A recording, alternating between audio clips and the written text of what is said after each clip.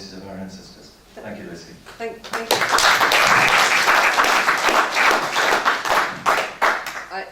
I should point out that I'm also a trustee of the Gatekeeper Trust, which is why it was easier for me to step in at the last moment. So although I'm very sad that Peter can't be here, I'm very grateful to him for giving me this opportunity, as it were.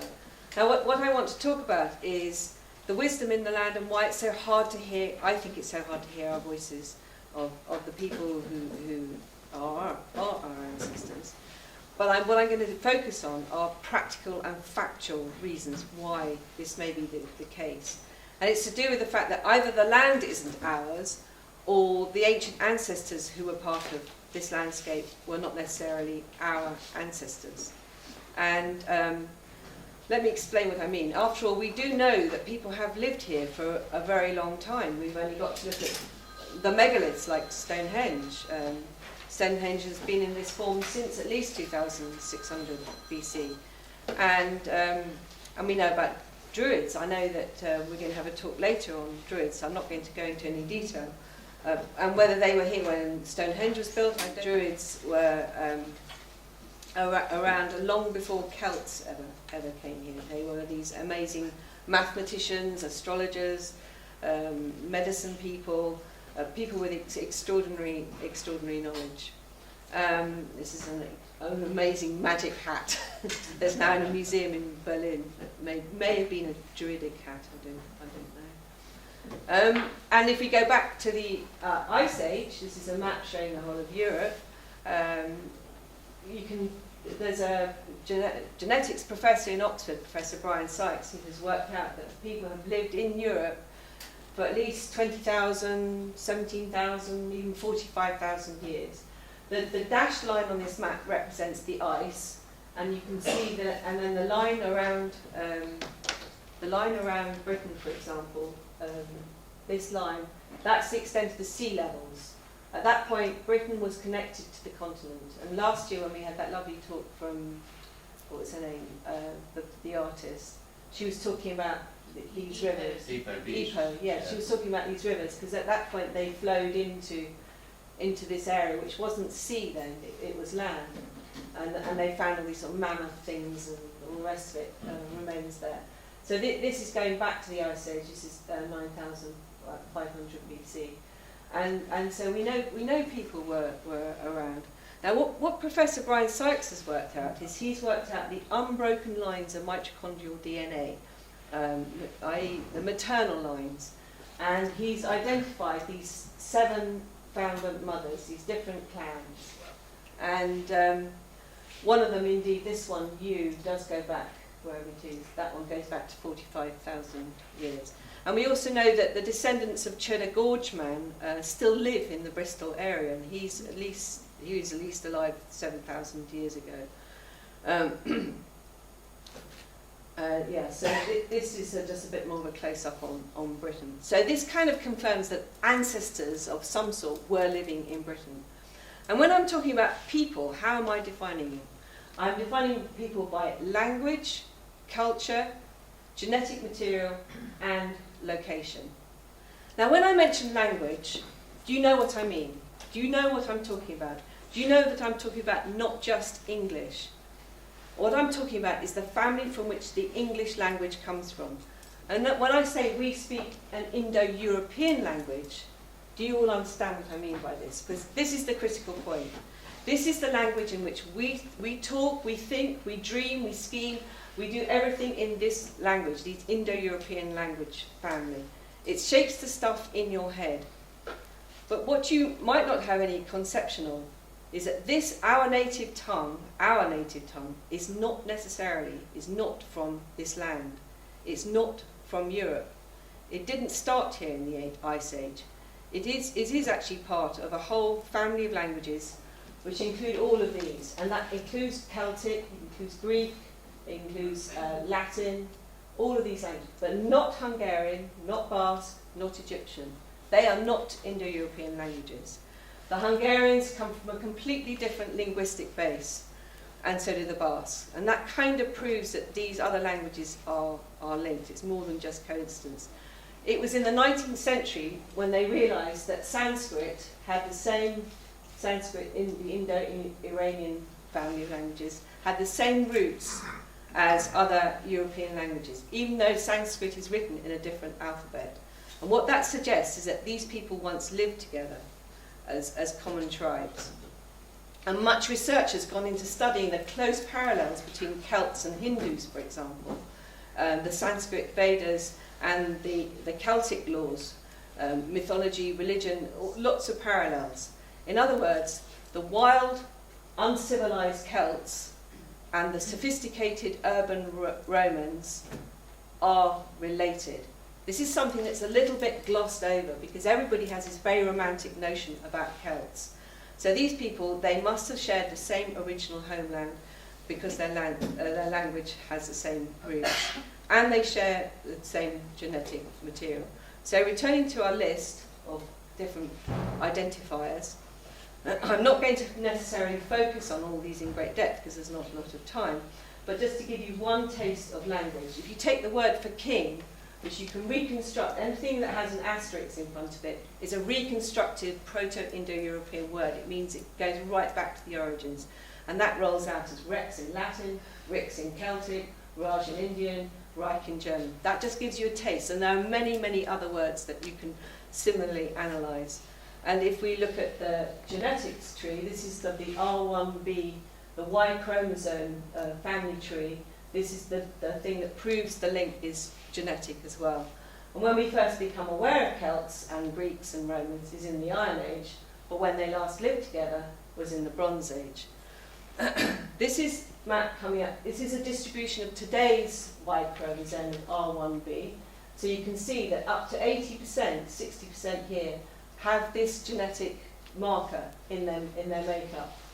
So this is why I'm saying that's very important. This is today's lineup. So what do I tell you? That the origins of these people is neither in Europe nor in India, but here in Ukraine. This is the Pontic Caspian. This is the Black Sea here. This is the Mediterranean, the Atlantic. This is the homeland. This is where 100% of Indo-Europeans come from. These figures relate to today's percentages. That's 100%. That this is Pontic steppes. So this map, this family tree goes right back to that time. And that time is over 5,000 years ago. It's because it was after 3,100 BC that they all split up and mostly left the Ukraine. And my point about them is that they were not good people in a sense. They were invaders. They were warriors. This is the homeland of the males, of the fathers. So if we return to this point here, mothers were these. This is the unbroken mitochondrial DNA, this one. And this is males, Y chromosome. This is an extraordinary thing. I have had this information for quite a while, but it was only this year that the full implications of this hit home with me. And so we speak the language of the invaders, of the murderers. I'm sorry to be so brutal, but I think it's an important point to make. Because the fathers and the brothers of the mothers don't exist in the genetic line anymore. And this next slide just kind of makes the point. I'm comparing them here with Egyptians and Mesopotamians, the Indus Valley, peaceful people. And I'm very struck by what Peter Owen Jones said yesterday about fortified settlements. He said, we build fortified settlements. And this is in the Indo-European psychic makeup. Wherever we go, we build even if it's gated communities, we're still building fortified settlements. Whereas there are no fortifications in the ancient proper civilized cities. They didn't build walls. They were open. The Indus Valley is completely open in Mohenjo-Daro and those other places. They were peaceful people. They weren't warrior caste people. And they had gender equality, whereas these guys are totally patriarchal. Their preferred metal, as following on from what Fiona was talking about yesterday, it was iron, whereas these people preferred bronze, they preferred copper. And these guys have a way of operating that's about end justifies the means, about expediency, whereas these guys holistic. And the big difference, another talk I can give explains what I think alchemy is, and these guys had religion. So how did the fathers and the mothers meet? Well, how they met was because there was a massive catastrophe, which meant that everybody went on the move. They all split up. And so they left the Pontic Caspian, and some went to the east. The Tokharians went to the east, which is why you find those so-called Celts with tartan plaid and ginger hair buried in the Chinese desert over here. And the Celts went the furthest east and the furthest west, because they ended up in Ireland. But the Greeks and Romans possibly came down through the Caucasus and came out this way, and various others went in other directions. This catastrophe coincides with the start of the Mayan-long calendar. It could have been when the Great Flood was. Who knows exactly what happened, but it was serious. It was really an unpleasant experience for everybody. And there was a massive climate change at this point. This is when the deserts appear. This is when the Gobi, the Thar, the Sahara all become desert. Before that, they were either savannas or forests or whatever. So this was a really dramatic thing that happened. And so by the time that Stonehenge was built, this wasn't built by those Indo-Europeans. This is still too early. These are the Beaker people who built Stonehenge. These were a gentle people who buried beautiful pots with their dead. And they had a use of bronze, which the Indo-Europeans at this point, they still were much further away. So what I'm going to show you is a series of genetic maps, which so this is a bit later. You can see they're just starting to encroach into Western Europe. So they started over from here. This is the point on the genetics in terms of timeline. But they start from here, that's the homeland. So I'm just going to whiz through these, because I could go into more detail. So this is just moving around, and it just gives you a taste of how these different cultures move around. And that's why I'm saying they are not indigenous to this land. They may be our ancestors, but they are not indigenous. This is the sort of timeline for the Romans. By 1200 BC, the fall of Troy, the Romans had got this far, and by 700 BC, the Romans had got that far. They found the Etruscans on the River Tiber and started to become sophisticated urbanites. And they just kept coming west. So this is going back to today's map. And they brought with them all sorts of different changes, which I won't go into because it's too complicated, but they were definitely warriors. This one is the most beautiful. I don't know if any of you know this. It's in the Capitoline Museum in Rome. It's actually, I think it's a copy of a Greek statue, but it became a Roman statue, of the dying Celt, the dying Gaul. He's lying on his shield.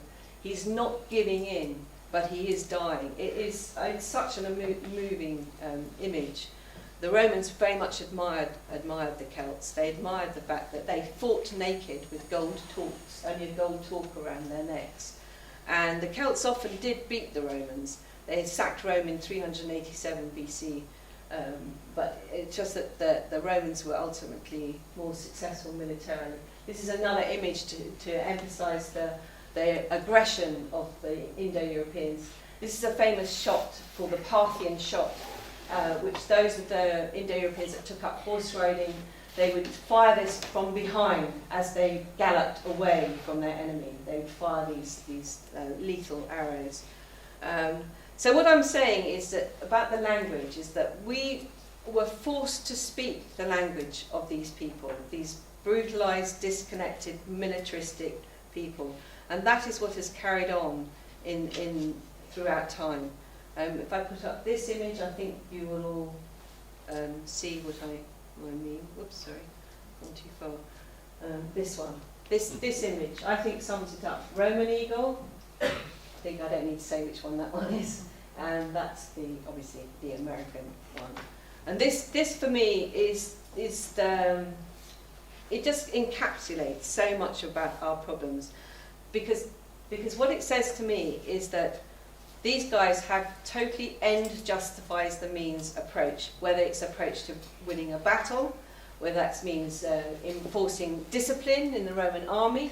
The word decimation means literally to kill every 10th soldier of your own soldiers, so that they all listen to you, they pay attention. This is the way of getting their attention. And I think it's why we have so many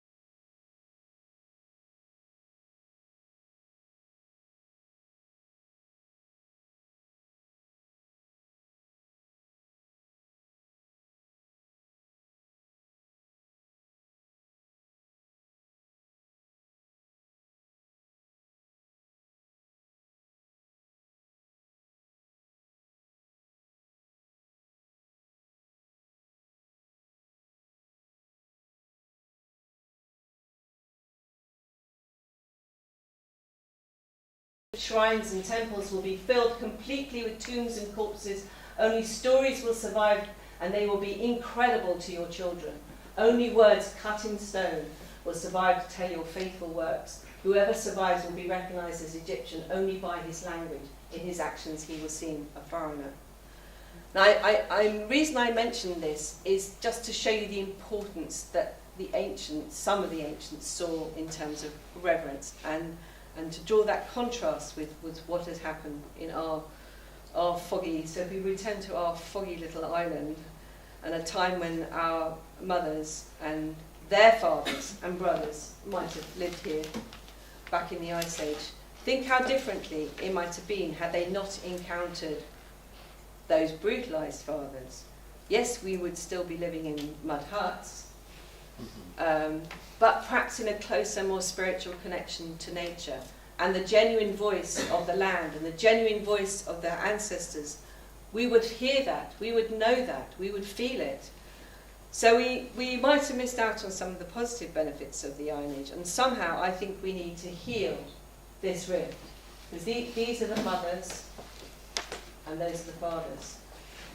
So that we can better hear the voices, and that we who speak the Indo-European languages, who speak the language of the mergers, the language of the dominant non-indigenous culture, and who have been forced to accept their way of thinking, which in my opinion has not fundamentally changed in 5,000 years, since the time on the Pontic Caspian. Now is the time to reassess and transcend identity, and not see it through Indo-European eyes, not be stuck in a cultural identity paradigm, but just connect in our hearts through symbolism to earth spirits, to animal spirits and other elementals. In other ways, link back to a sensitive spiritual people who cared for the land. At the same time, create a new narrative. This is what I think we need to do. I think we need a new narrative, a post-industrial narrative that incorporates these guys and their ruthlessness, that somehow transcends that, transmutes it, sees some of the positive aspects of it, without the degradation, without the destruction. This end justifies the means people, symbolised by this eagle. And reconnect us with, particularly with our poets who were around before the Industrial Revolution. It's the Industrial Revolution that for me, the Industrial Revolution is the logical outcome of all that Roman type of thinking. And I think we need to reconnect with people like William Blake and Coleridge, who felt the disconnect that industrialisation was creating. They saw it at the beginning of the process. We can see it at the end of the process. We can know how right they were. And that's who I think we need to reconnect us with and find our way back to all our ancestors, male and female. It's very interesting that yesterday we kept having this gender discussion. I'm always fascinated by what themes automatically come out of gatekeeper conferences without us even planning them. It's wonderful. And then once we have been able to bring this male and female, this very aggressive male, and transmuted it with the female, and us work with the female, and so the female is also more assertive, because this is one of the problems that we have had, to know that we all share one homeland, one planet, and then we might not only hear our own ancestors' voices, but those of the land too, and we can all benefit from the wisdom in the land. Thank you.